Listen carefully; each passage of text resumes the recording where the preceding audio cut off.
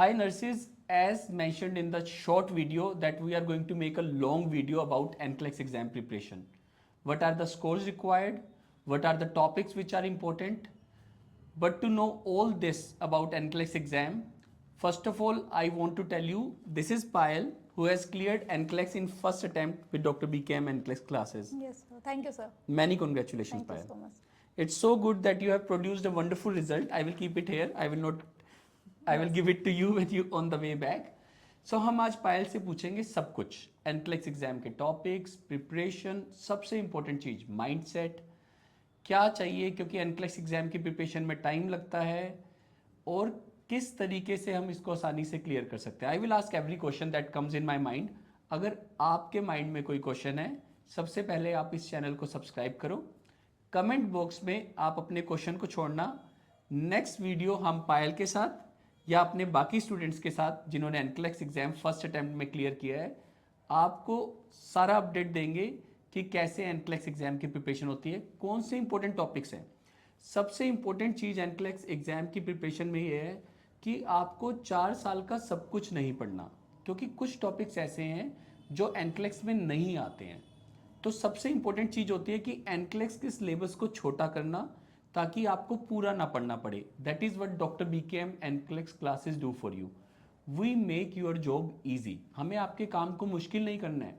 आसान बनाना है लेकिन हम पायल से पूछेंगे सबसे पहले आप मुझे बताओ आपने किस स्कोर पे क्लियर किया मैंने आपसे अभी तक ये क्वेश्चन नहीं पूछा है सर मेरा स्कोर 150 पे बंद हुआ था 150 is like it's almost on the almost 5 hours okay she took 5 hours तो टोटल 5 आवर्स लगे पायल को एनक्लेक्स एग्जाम क्लियर करने में but the most important thing she cleared in the first attempt सो 150 का मतलब तो है 5 आवर्स का मतलब है बहुत सारे क्वेश्चंस आपने किए so how many questions approximately sir almost 150 questions full and उसके इट्स नॉट लाइक कि उसमें बहुत ज़्यादा टफ हो जाएगा बट बीच में ब्रेक्स मिलते हैं तो इट्स क्वाइट ओके सो आपको एनक्लेक्स एग्जाम में ब्रेक्स भी मिलते हैं ये छोटी छोटी बातें जानना बड़ा ज़रूरी है इसीलिए मैं ये वीडियो लंबी वीडियो बना रहा हूँ प्लीज़ जो भी एनक्लेक्स एग्जाम लेने वाले हैं आपके सिर्फ 10-15 मिनट में आपको एग्जाम के बारे में सब कुछ पता लग जाएगा लेकिन अगेन इस चैनल को सब्सक्राइब करो कमेंट में अपने क्वेश्चंस लीव करो and we will answer you and we will respond you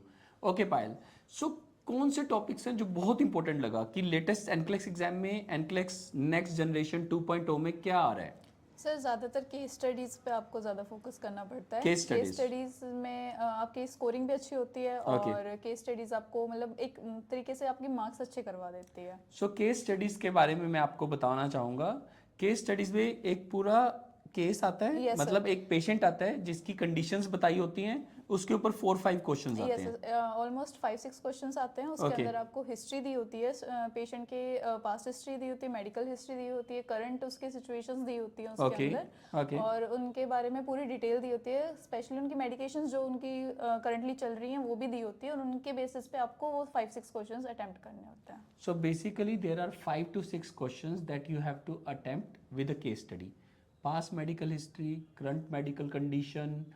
So basically it's about how do you provide proper treatment to the patient. आप patient के साथ क्या करोगे एक particular situation में इस तरह के questions आते हैं जैसे कि अगर पेशेंट को कार्डियक डिजीज है उसको डायबिटीज़ है उसका ट्रीटमेंट चल रहा है करंटली वो इस मेडिकेशंस पे फिर आपको एक क्वेश्चन पूछा जाएगा कि इस सिचुएशन में कौन सा नेक्स्ट ट्रीटमेंट आप दोगे am I right Payal so case study is one of the highlight points for the NCLEX next generation 2.0 earlier priority based questions होते थे सिर्फ अब भी आते हैं but case studies are something that is basically an add on NCLEX exam में ये add on सबसे इंपॉर्टेंट एड ऑन हुआ है इसको बनाने का पर्पस क्या है सबसे पहले हमें ये समझना पड़ेगा केस स्टडी का मतलब है कि वो ये जानना चाहते हैं बेसिकली द एग्जाम टेकर्स ये जानना चाहते हैं कि क्या पेशेंट को आप एज अ होल देखते हो या सिर्फ आप अपना टॉपिक पढ़ के क्वेश्चंस को ABCD को ठीक कर देते हो तो वो चाहते हैं कि आप क्लिनिकल नर्स बनो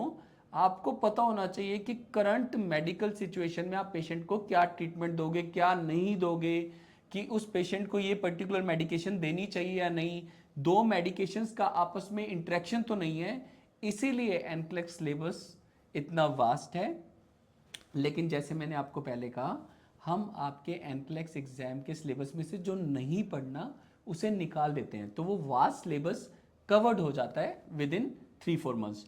तो पायल, आपने कितने टाइम में एनक्लेक्स एग्जाम के सिलेबस को कवर किया? So 5 months of coaching 5 months and of coaching, okay. 2 months of my self study 2 months of self study, okay. जिसके अंदर मैंने यू वर्ल्ड भी किया है U-World एंड भी किया है। जो नोट्स मेरे को यहाँ से प्रोवाइड हुए हैं मैंने उनके ऊपर ज़्यादा फोकस किया है। Okay. और लास्ट में जब मेरे पेपर से कुछ 10 और 5 डेज पहले मैंने पूरे सिलेबस को री रिवाइज करके और उसके Okay. बाद I have So taken it. basically what she is saying, notes that Dr. BKM provided, U-World is a software that you take at the end of the preparation when she was doing self-study. And just for the audience, I just want to clarify, when you go back to your home, you do self-study. Yes, sir. So आपको हमारी तरफ से support क्या मिला? Because Raman ma'am and Deepti ma'am की तरफ से आपको क्या support मिला? सर बेसिकली जो हमें पढ़ाया जाता था क्लास के अंदर उसके बाद हमें टेस्ट मिलता था, एक टेस्ट सीरीज मिलती थी जो Okay. हमें नेक्स्ट डे तक कंप्लीट करनी होती थी। वो हमारा पूरा बेस होता था जो हमने उस दिन पढ़ा हुआ है। ओके, सो बेसिकली एक टेस्ट सीरीज हम आपको देते हैं, that is what we wanted to say. एक आपको, जब आप सेल्फ स्टडी भी करोगे अपने घर से, तो हम आपको एक टेस्ट सीरीज देंगे। उस टेस्ट सीरीज को आप एग्जीक्यूट करोगे, फिर उसके रैशनैलिटी को डिस्कस करोगे मैम के साथ। तो वो individually ma'am was available for you? Yes, sir. Honestly you can tell the truth, there is no problem. No sir, वहाँ पे मैम अवेलेबल होते थे। जैसे हम लोगों ने आज कोई टॉपिक किया है तो हमें उसका एक टेस्ट सीरीज जो मिलती थी हमें वो नेक्स्ट डे करके लेके आनी होती थी। At the Okay. End of our class हमें वो पूरी टेस्ट सीरीज मैम डिस्कस करते थे। हम सबके साथ जितने भी डाउट्स होते थे वो क्लियर किए जाते थे मैम के थ्रू। Okay. और हमें एक एक क्वेश्चंस को अलग अलग डिफाइन करके बताया भी जाता था। Okay, very nice. So that means with us, you will get the preparation and you will get the test series. Next thing, how do you feel, Payal? Like, what is the mindset? Because I know with mindset, human can climb up insurmountable mountains. Everything becomes possible. So what is the kind of mindset you had? Because last time I asked one of our students who cleared NCLEX, she said that you have to be really, really dedicated. Yes, So sir. what is the exact word for you? So my exact word will be totally focus on your Totally focus. Yes. अभी आपने थोड़ी देर पहले बताया था, करना है तो करना करना है, है। करना है तो करना है। That is the main thing that you can take away. आप इस पर्टिकुलर वीडियो से कुछ भी टेक अवे नहीं करते, लेकिन एक बात भी समझ जाते हो, करना है तो करना है। That is how the life goes. That is how the NCLEX preparation goes. Okay, let's talk about the atmosphere of the exam. कैसा एटमोसफियर होता है एग्जाम में? कंप्यूटर स्क्रीन पे क्या चल रहा होता है, माइंड में क्या चल रहा होता है? सर जब हम पहले पेपर देने के लिए जा रहे थे उस टाइम पे तो वी वर लाइक हम डरे हुए थे, काफ़ी डरे हुए थे। Okay. बट जिस टाइम हम पेपर देने के लिए बैठते हैं हमारे दिमाग में सिर्फ एक ही चीज़ आती है कि बस अब इसी के ऊपर फोकस है। तो जब हम क्वेश्चंस करते जाते हैं दिमाग में सिर्फ यही चलता है कि क्वेश्चंस करे जाओ, आपको आसपास का भी कुछ समझ में आएगा भी नहीं और ना आपको ध्यान देने की ज़रूरत है। तो आप सिर्फ अपने पेपर के ऊपर फोकस करने के ज़्यादा वो रहती सो है। This is also an important instruction. ये छोटी छोटी बातें लगेंगी आपको, लेकिन ट्रस्ट मी, जब आप एग्जाम दे रहे हो एनक्लेक्स का, आपका मन करता है आउटसाइड वर्ल्ड में जाने का, आप डिस्ट्रैक्टेड होते हो, तो फोकस सिर्फ तब नहीं होता जब आप प्रिपरेशन करते हो। रियल फोकस होता है कि उस दिन के लिए, जिस दिन आप एग्जाम में बैठ रहे हो, उस दिन पे आप कैसा परफॉर्म करोगे, उस दिन पे आपका फोकस किस लेवल पे होगा। जो भी आपकी लाइफ में प्रॉब्लम्स चल रही हैं, कुछ भी, it does not matter, because वो 4-5 घंटे जो आप एग्ज़ाम दे रहे हो वो आपके हैं, सिर्फ आपके, और आपको ही पास होना है। उसके बाद प्रॉब्लम से डील कर लेंगे। एक एनक्लेक्स की प्रॉब्लम को या अपनी लाइफ के बेस्ट सॉल्यूशन को एक बार ख़त्म करते हैं, फिर डील कर लेंगे बाकी चीज़ों से। This mindset is the second thing I really wanted to talk about. Syllabus में कौन से टॉपिक्स इंपॉर्टेंट लगते हैं? मेडिकल सर्जिकल यूनिट, उसमें से क्या? Cardiac, respiratory, maternal, mental health, what do you think is the main topic? Endocrine? So the main topic मेरे हिसाब से तो कार्डिक सबसे ज़्यादा है, Cardiac. Cardiac and GI system.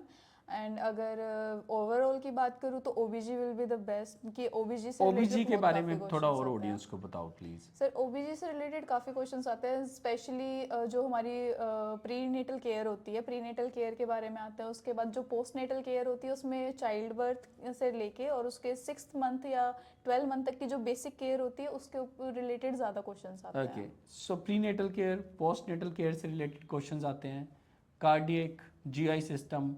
Absolutely, guys, you have to be spot on. You need to treat humans as humans, and you have to give the right answer according to a complete human. Please understand these small things.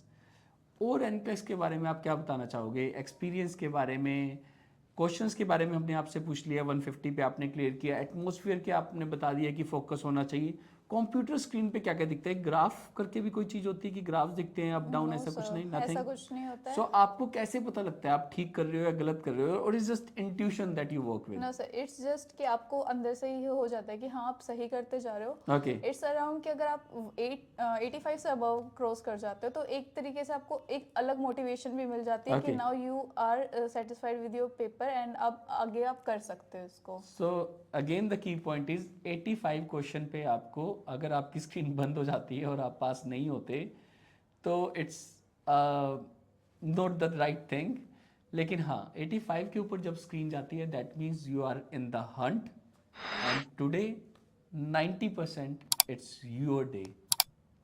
So please get even more focused because you have reached to the last door, knocking it, banging it. I would say bang it very hard to get it ripped open.